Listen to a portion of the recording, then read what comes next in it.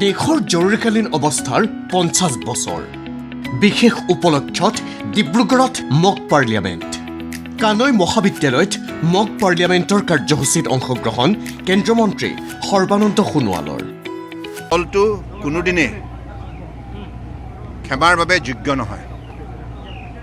তেখেতসকলে ভাৰতবৰ্ষৰ গণতন্ত্ৰক হত্যা কৰি এমাৰ্জেঞ্চিৰ যোগেদি ভাৰতবৰ্ষৰ কোটি কোটি জনতাক যেনেধৰণে আঘাত সানিলে ইয়াৰ প্ৰত্যুত্তৰ দিব লাগিব।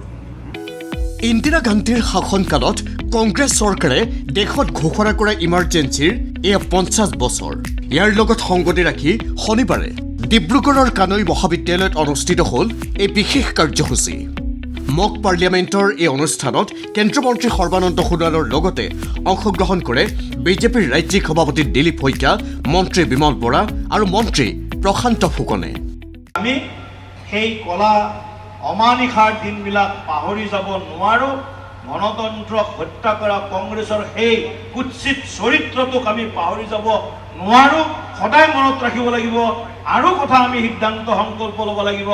অনাগত দিনত ভৱিষ্যতত ভাৰতবৰ্ষত এনেকুৱা কলা আইন, এনেকুৱা কলা দিন, কলা অধ্যায় যাতে কাচিত কালেও যাতে কোনেও ভাৰতবৰ্ষত প্ৰৱৰ্তন কৰিব নোৱাৰে। অনুষ্ঠানত অংশগ্ৰহণ কৰি কেন্দ্ৰমন্ত্ৰী সৰ্বানন্দ সোণোৱালে ভাষণ প্ৰসংগত উল্লেখ কৰে ৫০ বছৰ পূৰ্বৰ দেশৰ জৰুৰীকালীন অৱস্থাৰ পৰিৱেশ পৰিস্থিতিৰ কথা।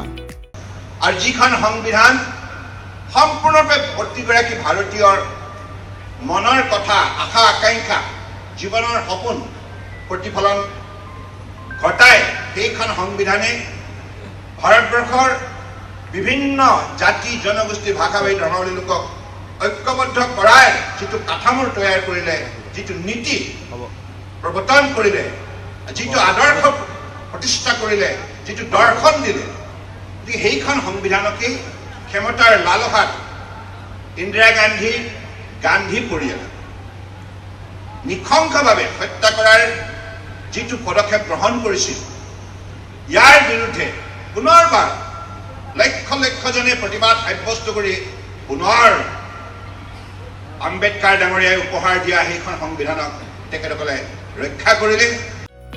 ভাৰতীয় জনতা যুৱ মৰ্চা আৰু মহিলা মৰ্চাৰ উদ্যোগত আয়োজিত এই অনুষ্ঠানত ভালেমান বিশিষ্ট ব্যক্তিৰ লগতে বহু সংখ্যক ছাত্ৰ ছাত্ৰী, যুৱক যুৱতীয়ে অংশগ্ৰহণ কৰে। Bureau' report ND24।